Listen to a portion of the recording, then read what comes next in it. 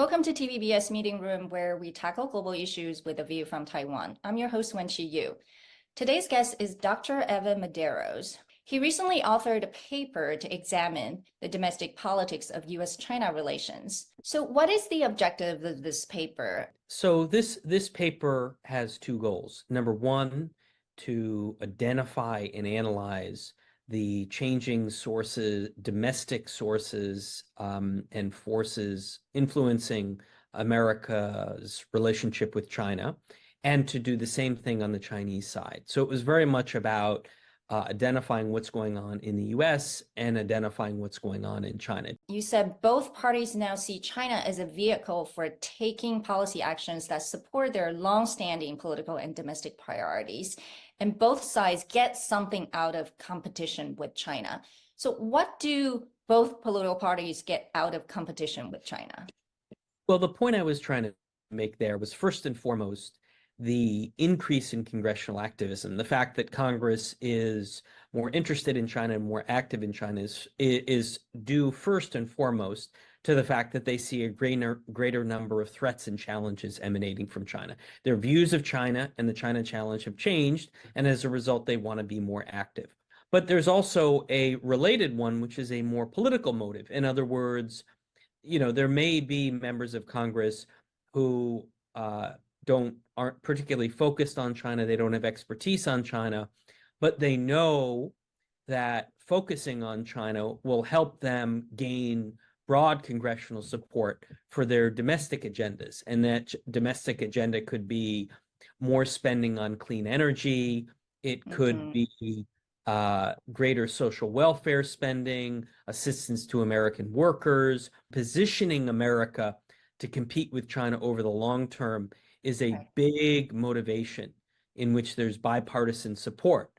And if both parties are able to use that to gain support for very specific domestic initiatives, members of Congress are happy to do that as well. So you've also noted in the report the changes in China's domestic politics, the more recently, sort of the two features, centralization and politicization. So how big is Xi Jinping's role in all this?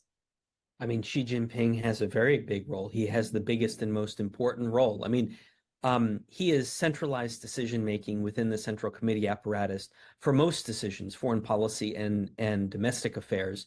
But foreign policy decisions are especially centralized under Xi Jinping. For Xi Jinping, domestic affairs and foreign affairs are inextricably linked. You can't really divide them up. And the fact that Xi Jinping is now focused not just on growth, but priorities like national security and self-sufficiency are a reflection of how he sees the external environment. He's starting to rewire and reconfigure the Chinese economy for that long-term competition with the United States.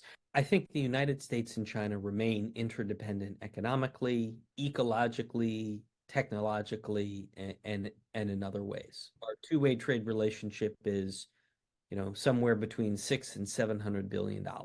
So that is real and that is meaningful. The question for the United States and China is, how are we going to balance our growing number of diplomatic and security disagreements with our economic interaction? So what would you predict for the next 18 months of U.S.-China relations, and especially if there's another Trump administration? If Trump gets elected, we should expect a lot of uncertainty and volatility. His people have also already talked about massive increases in tariffs toward China, for example, right? So that's a possibility that's out there. Now, if Trump doesn't get elected, I think the Biden policy of managed competition will continue, and I think the Chinese will try and extend further this sort of current era of dialogue and stability in the relationship. So what would be your advice to, let's say, governments in the region, let's just say Taiwan, to prepare for a potential Trump administration? What do they need to do? Well, to me, the two key strategies are always resilience and diversification, right? Diversify so you're not dependent on any one person. For Taiwan, on the defense side, that's obviously difficult because the United States is its biggest defense partner. But one of the most interesting things about the Taiwan issue in recent years is that it's really become a global issue. And there are European European countries as well as Asian countries, American allies and partners that care a lot about Taiwan.